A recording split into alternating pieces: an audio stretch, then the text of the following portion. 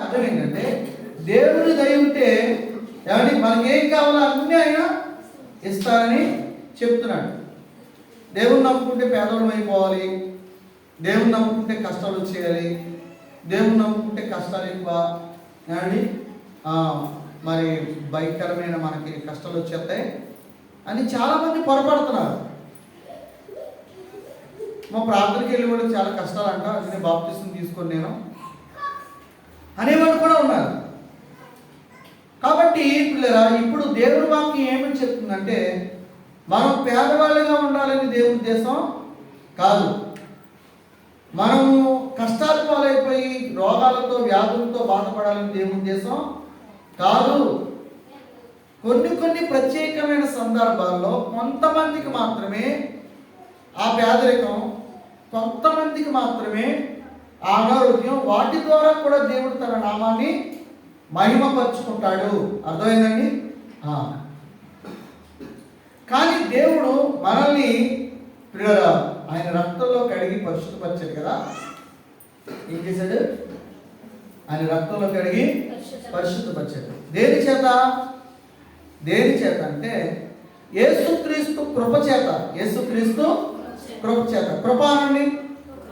కృప అనడం అందరం కృప. దాన్ని ఇంగ్లీష్లో గ్రేస్ అంటారు. ఇంగ్లీష్లో ఏమంటారు? గ్రేస్ అంటారు. దేవుని కృప, దేవుని యొక్క గ్రేస్. హాయ్ పెర్సిస్, హాయ్ బాబు ఆ పేపర్ తీసుకో మా. ఏది రవి లేదు, ఇప్పుడు కొట్టాలి గట్టిగా, కూర్చోవాలి. ఇంటికాడేది గొంతులు, దేవుని సన్నిధిలో గొంతులు వేయకూడదు.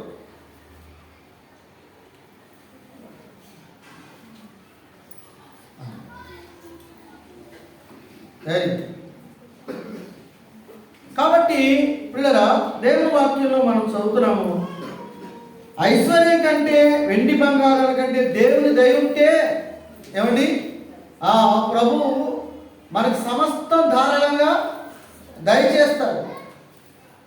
నిన్ను ఐశ్వర్యవంతులుగా చేయడానికి, నన్ను ఐశ్వర్యవంతులుగా చేయడానికే ఆయన దరిద్రుడయ్యాడు. దరిద్రుడు అయింది. అన్ని రీతిలుగా మనల్ని ఐశ్వర్యవంతులుగా చేయడానికి ఆయన దరిద్రుడయ్యాడు. యేసుక్రీస్తు ప్రభు పిల్లరా పశువుల తొట్టులో పడ్డాడు. అవునా?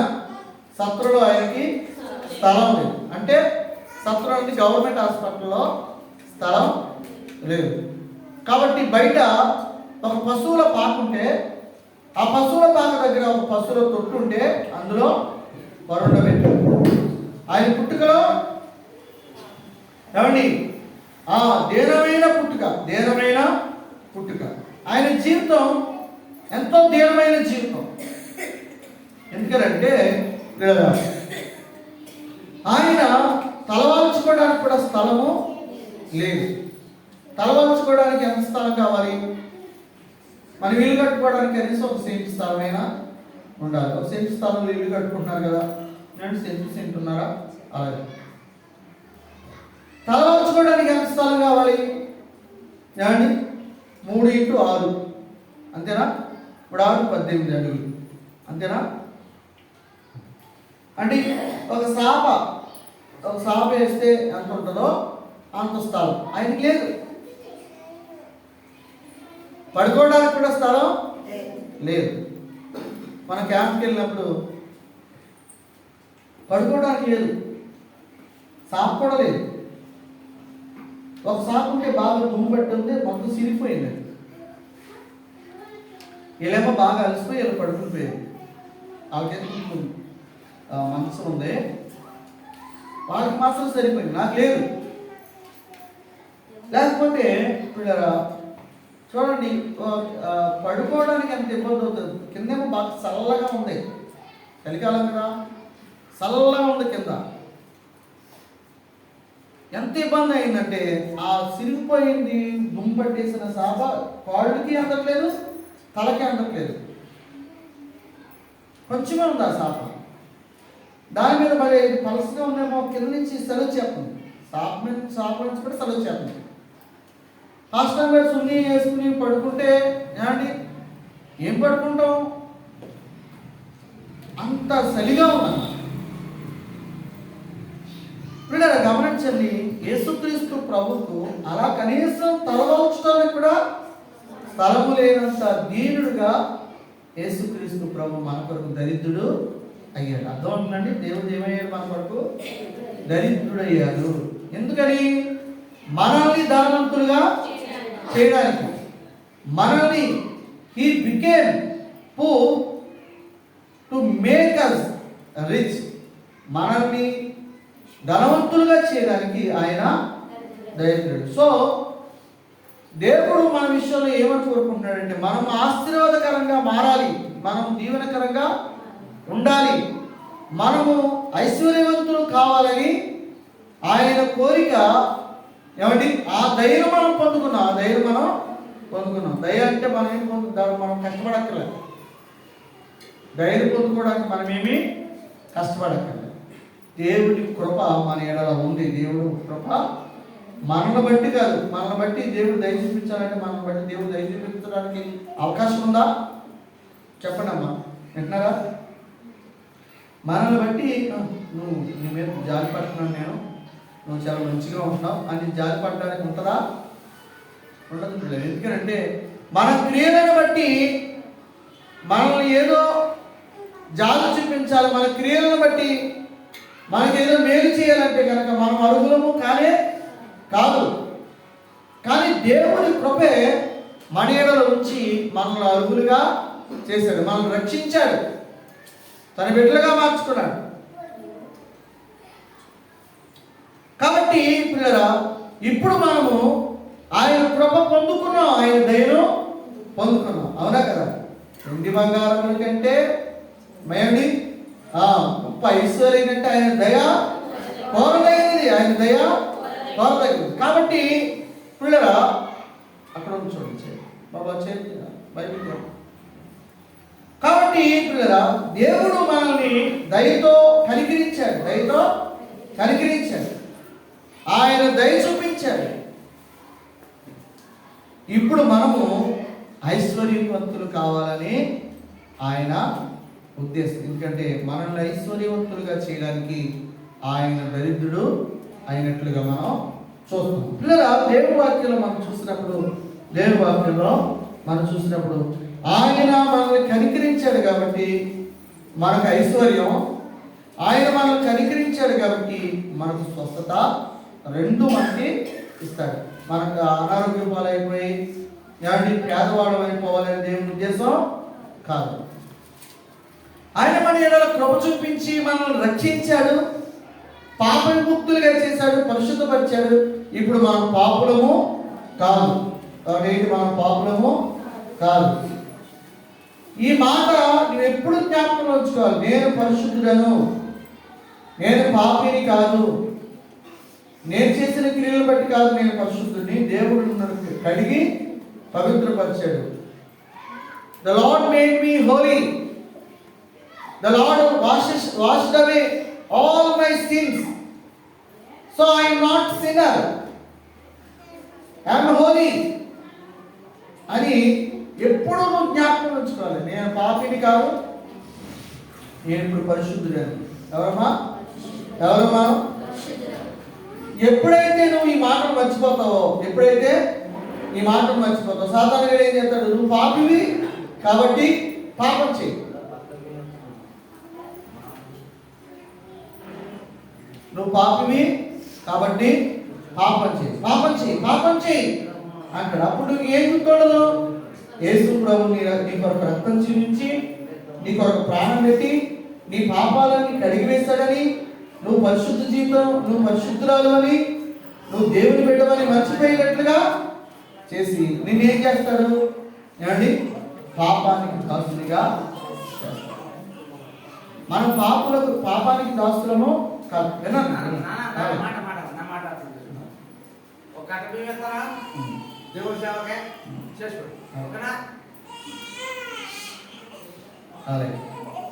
ఇప్పుడు మనం చెప్పుకోబోయేది అదే. యేసు ప్రభు మన కొరకు దీనుడైపోయాడు కానీ ఆయన దరిద్రుడేమీ కాదు. ఏమండి? ఆయనేమి పేదవాడేమి కాదు. బిడ్డరా, మనకి దేవుడు మహా ఐశ్వర్యాన్ని తన మహిమైశ్వర్యాన్ని అంతటిని మన కొరకు ఇవ్వడానికి ఆయన సిద్ధంగా ఉన్నాడు. ఇదే మాట గుర్తుపెట్టుకో, ఇదే మాట మాటలు మర్చిపోద్దు అసలు. కాబట్టి బిడ్డరా, ఈరోజు ఈ మాటలు వింటున్న నీవు ఏదో నీకు రోగాలు వచ్చేస్తాయి అని భయపడకు, నీ జీవితం అప్పుల పాలైపోతుందని భయపడుతుంది. ఒకటే గుర్తుపెట్టుకో, ముందు నిన్ను బట్టి నువ్వు చూసుకో, దేవుని కృపను చూడు, దేవుని కృపని చూడు. నేను అంత దుర్మార్గురాలు, ఎంత దుర్మార్గురాలు చేసిన అవి జ్ఞాపకం చేసుకో, అవి అసలు జ్ఞాపకమే చేసుకో. దేవుడు జ్ఞాపకం చేసుకుంటలేదు, నువ్వు జ్ఞాపకము చేసుకో. ఇప్పుడు నీకు నీ ఎదుట నీ హృదయంలో ఉన్నది ప్రభు, ఆయనే చూడు. ఎవరిని చూడాలి? ప్రభునే చూడు. నువ్వు కూడా చూసుకోకు. Don't look at yourself, don't look at what you have done, but you have to look on to the lord. Yesu ప్రభు వైపు చూడాలి. ఎవరి వైపు చూడాలమ్మా? మనం ఎప్పుడు యేసు ప్రభు వైపే చూడాలి. ఈ జీవితాంతం కూడా యేసు ప్రభు వైపే చూడాలి. ఆయన వైపు చూసినప్పుడు ఏం కనపడుతుంది? ఆయన వైపు చూసినప్పుడు పదార్థాలు కనపడట్లేదు. ఆయన వైపు చూసినప్పుడు ఆయన ఇచ్చిన ధర్మశాస్త్రం కనపడట్లేదు. ఎందుకని? ఆ పదార్థాలు కానీ ఆ ధర్మశాస్త్రాన్ని కానీ యేసు ప్రభు శిలువకు మేకులతో దిగొట్టాడు. ఇప్పుడు మనం ధర్మశాస్త్రం కింద లేము, ఆజ్ఞల కింద లేము. మనకి ఏ ఆజ్ఞ లేదు. మనకున్నది ఒకటే ఒకటి, మన ప్రభు అయిన యేసుక్రీస్తు. యేసుక్రీస్తు ప్రభుని నువ్వు ఎప్పుడు చూసినా, ఎప్పుడు చూడాలి? కష్టం వచ్చినప్పుడు చూడాలా? ఏమండి? సంతోషం వచ్చినప్పుడు చూడాలా? అమ్మ, యేసు ప్రభు వైపు ఎప్పుడు చూడాలి? ఇంక ఎప్పుడు ఎల్లప్పుడు యేసు ప్రభు వైపే చూడాలి. ఆయన కృపను మనము ఏమండి? ఆయన కృపను చూడాలి, ఆయన కృపను చూడాలి. కృప చేత రక్షించబడ్డాం. ఇప్పుడు ప్రతి పరిస్థితుల్లో ఆయన కృప మనకు తోడుగా ఉంటుంది. ఆయన వైపు చూస్తున్నప్పుడు ఆయన కృప మనకు సహాయము చేస్తుంది. ఆయన కృప మనకు సహాయము చేస్తుంది. ఆయన కృప మనకు ఉండగా విడగా మనకు స్వస్థత, మనకు ఆశీర్వాదం, ఐశ్వర్యం. చూడండి దేవుని వాక్యంలో పేతురు రాసిన మొదటి పత్రిక 2వ అధ్యాయం 21వ వచనం చూడండి. క్రీస్తు కూడా మీ కొరకు బాధపడి చూడండి 24వ వచనం. మన పాపముల విషయమై చనిపోయి నీతి విషయమై జీవించినట్లు ఆయన తానే తన శరీరమును మన పాపములను మ్రాన్ మీద మోసుకుని ఆయన పొందిన గాయముల చేత మీరు స్వస్థత పొందితిరి. ఇది శరీర స్వస్థత, ఆత్మీయ స్వస్థత. అర్థమైందండి? మనం స్వస్థత పొందాం అంటే యేసు ప్రభువును నమ్మిన మనకు ఆరోగ్యం. అర్థమైందండి? యేసు ప్రభు నీకు ఏమైపోతున్నాడు? ఆరోగ్యం వస్తాడు. ప్రభు నమ్ముకున్న మన జీవితాల్లో ఆరోగ్యం ఉంటుంది, శక్తి ఉంటుంది. మన జీవిత దినాలు వృద్ధి అవుతాయి. అమ్మా, అర్థం అవుతుందా మీకు? 1 ఆరోగ్యం, 2 ఐశ్వర్యం. ఈ 2 యేసు ప్రభు మనకి ఇవ్వాలని ఇష్టపడుతున్నాడు. ఇది ప్రాస్పరిటీ గాస్పెల్ కాదు. గాస్పెల్ ఈజ్ ఏమండి? Grace of God. In his grace he wants to give us everything. ఆయన కృపలో సమస్తాన్ని మనకి ఇవ్వడానికి ఆయన ఇష్టపడుతున్నాడు. మన పాపములను క్షమించడానికి, పరిహరించడానికి మన కొరకు తన ప్రాణాన్ని బలిగి ఇచ్చాడు మన ప్రభువు. మనం పేదవాళ్ళుగా ఉండిపోవాలని, అనారోగ్యంతో కృంగిపోవాలని కాదు. అర్థమవుతుందండి? అర్థమైందా? మనం పేదవాళ్ళుగా ఉంటే ఆయన సంతోషిస్తాడా? ఏమండి? ఎవరైనా మనకి ఇష్టమైన వాళ్ళందరూ ఏమవ్వాలనుకుంటాం? ఏమండి? సౌజన్య గారు ఎలా ఉండాలనుకుంటారు? అండ్ హారిక గారు ఎలా ఉండాలనుకుంటారు? మన పిల్లలు ఒక బాగా ఉండాలి, ఏమండి? ఒక ఇల్లు, ఏమండి? ఒక పరిస్థితి ఉండాలని అనుకుంటాం. వాళ్ళకి అనారోగ్యం ఉండాలనుకుంటామా? మన పిల్లలు ఆరోగ్యంగా ఉండాలని అనుకుంటాం. As well as the Lord Jesus Christ also, He wants us to be wealthy and healthy.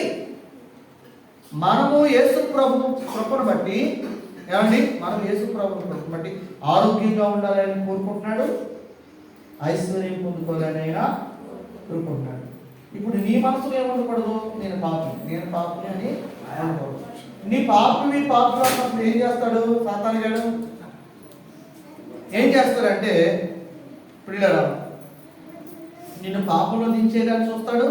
2, నువ్వు పాపం కాబట్టి నీకు అనారోగ్యం వచ్చింది, నువ్వు పాపం కాబట్టి నువ్వు పేదరికంలో ఉండిపోవాలి, ఇక నీ జీవితం మారదు, ఇదే చెప్తా ఉంటాడు సాతానుగాడు. అర్థమైందండి? సాతానుగాడు ఎప్పుడు ఏం చెప్తా ఉంటాడంటే సిన్స్ యువర్ పాపం కాబట్టి, సిన్స్ యువర్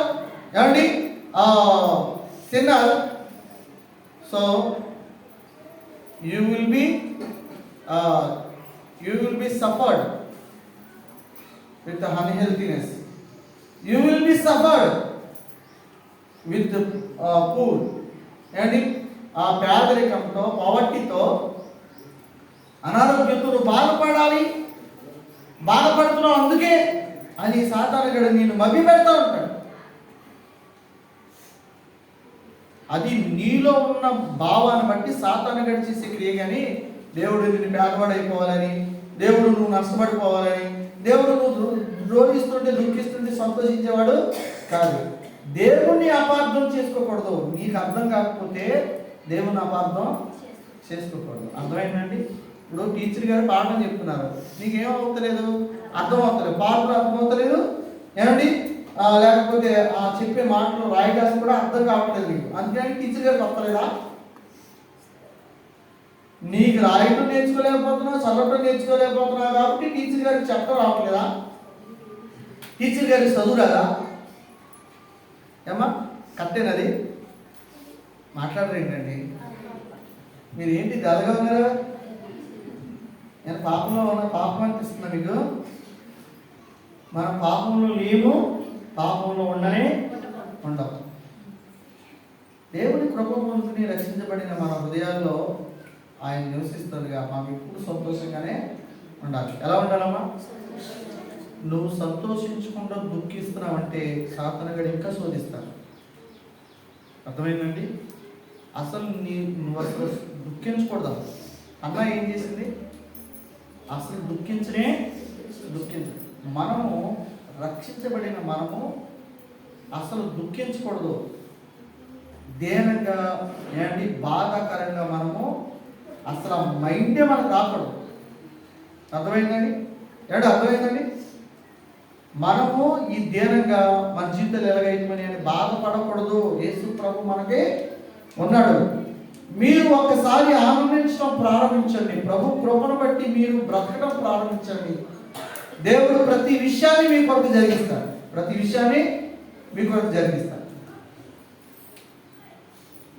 అర్థం ఉందండి మీకు?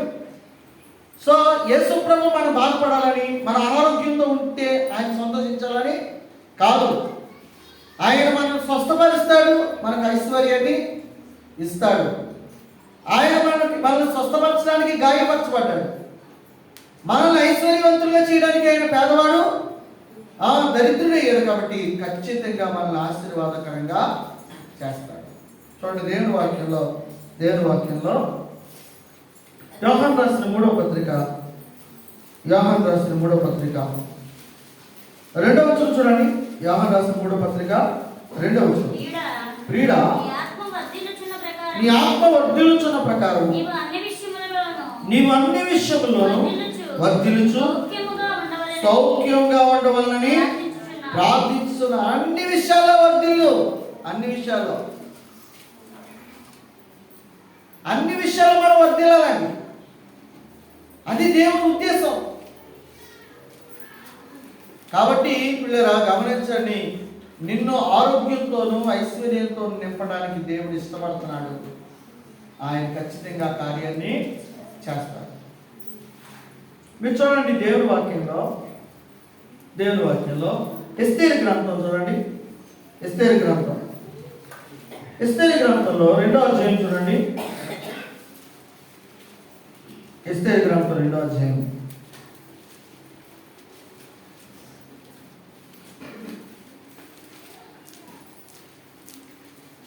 2వ అధ్యాయంలో 17వ వచనం చూడండి. స్త్రీలందరి కంటే రాజు ఎస్తేరును ప్రేమించింది, కన్యకలందరి కంటే ఆమె అతని వల్ల దయాదాక్షిణ్యములు పొందింది. ఏమంటే ఎస్తేరు స్త్రీలందరి కంటే రాజు వల్ల దయ పొందింది, ఏమంటే ప్రేమించబడింది అని మనం చూస్తున్నాం. ఎందువల్ల? రాజు వల్ల జరిగిందా లేకపోతే ఎస్తేరు వల్ల జరిగిందనంటే దేవుని కృప వల్ల జరిగింది. చూడండి దేవుని వాక్యంలో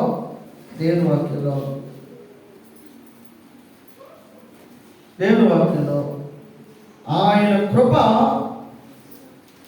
ఎస్తేరు మీద ఉన్నది. ఆయన కృప ఎస్తేరు మీద ఉన్నది. ఎస్తేరు మీద ఉన్నది కాబట్టి ప్రియరా ఆమె రాజు నుండి ధైర్యం పొందుకుంది,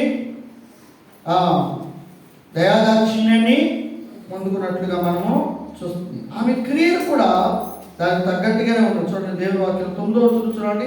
ఆ చిన్నది అతని దృష్టికి ఇంపైనది కనుక ఆమె అతని వల్ల దయ పొందింది అని చూస్తున్నాం. అవునా? దయ పొందింది కాబట్టి ఆమె పరిమళ క్రియల కొరకై వస్తువులు, ఆమెకు కావలసిన భోజన పదార్థములు ఇంటిలో నుండి ఇవ్వబడుతున్నట్లుగా మనము చూస్తున్నాం. ఈమె దయ పొందుకుంటుంది, మనుషుని ఎడల దయనంతటిని పొందుకుంటుంది. ఎందుకంటే ఆమె దేవుని కృపను పొందుకున్న, దేవుని కృపను పొందుకుంది.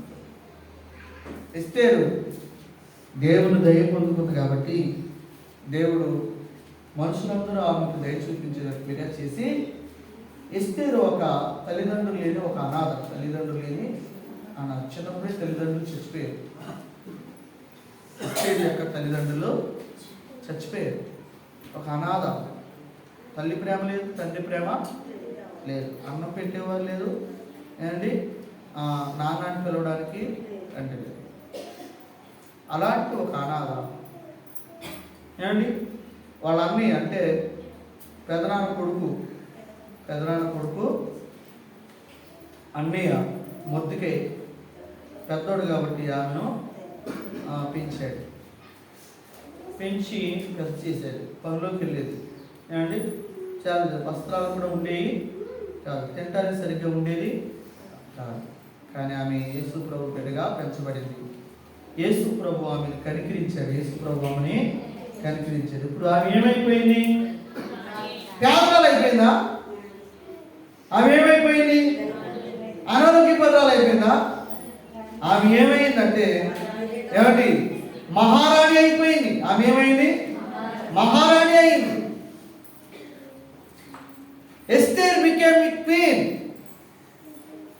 ఏమండి ఆమె మహారాణి అయింది. పిల్లరా, దేవుడు ఆ రీతిగా మనల్ని ఆస్వాదించాలని ఇష్టపడుతున్నాడు. చూడండి మరొక వ్యక్తిని మనం చూస్తాం. రూతు గ్రంథం చూడండి. ఎస్తేరు గ్రంథం 2వ అధ్యాయంలో చూస్తాం. రూతు గ్రంథం 2వ అధ్యాయం చూడండి. రూతు గ్రంథం 2వ అధ్యాయంలో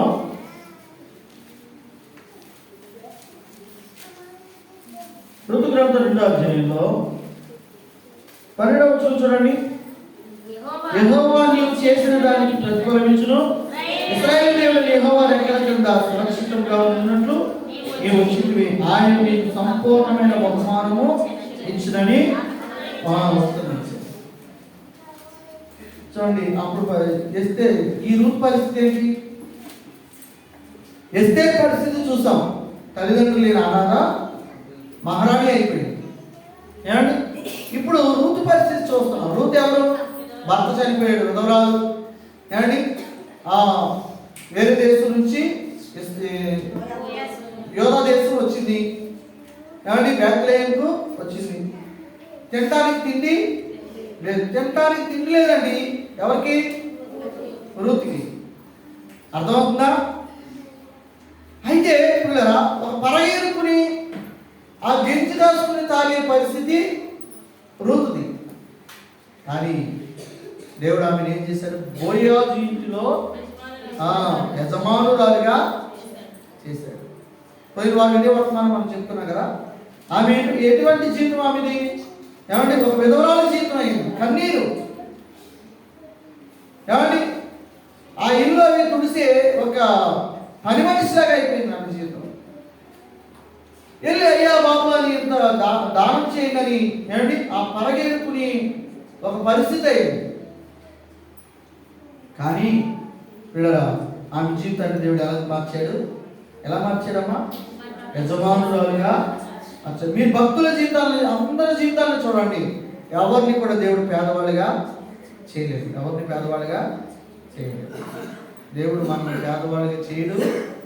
దేవుడు మన జీవితాన్ని ఆశీర్వదించబోతున్నాడు. అర్థమవుతుందండి? ఏం చేయబోతున్నాడు?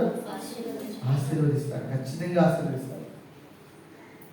ఎస్తేర్ను ఆశీర్వదించాడు, రూతును ఆశీర్వదించాడు. మీరు పితరుడైన అబ్రహాం గురించి విన్నారు కదా. పితరుడైన అబ్రహాం గురించి విన్నారు. దేవుడు ఏమని చెప్పాడు? నీ పొలం విడిచిపెట్టు, నీ ఆస్తిని విడిచిపెట్టు, నీ బంధువులు విడిచిపెట్టు, సమస్తాన్ని విడిచిపెట్టు అని చెప్పాడు. విడిచిపెట్టమని చెప్తే అన్ని విడిచిపెట్టి అబ్రహాము వచ్చాడు. వస్తే అబ్రహాం ఏం చేశాడు దేవుడు? ఏమండి అబ్రహాం ఏం చేశాడమ్మా? విస్తారమైన ఆస్తిని ఇచ్చాడు. మహారాజు వలె ఉన్నావు మా ఎదుట. నువ్వు మా ఎదుట ఎలా ఉన్నావు? నువ్వు మా ఎదుట మహారాజు వలె ఉన్నావు. 23వ అధ్యాయం మీరు చదువుకోండి పిల్లల ఆదికాండ 23వ అధ్యాయంలో అబ్రహాము మహారాజు వలె ఉన్నాడు. విస్తారమైన ఆయన ఇంటి దగ్గరే పనివాళ్ళు. ఆయన ఇంటి దగ్గర ఎంతమంది పనివాళ్ళు అంటే అక్కడ పనివాళ్ళకి పుట్టి పెంచబడిన వారే 318 మంది. అర్థమైందండి? ఆ పని చేసే వాళ్ళకి పుట్టిన పిల్లలే 318 మంది. అంటే అర్థం చేసుకోండి ఎంతమంది పనివాళ్ళు ఉన్నారు.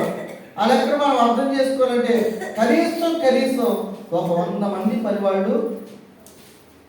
ఎంతమంది? 100 మంది పనివాళ్ళు ఎవరింటికాడ ఉంటారండి పాలేళ్ళు.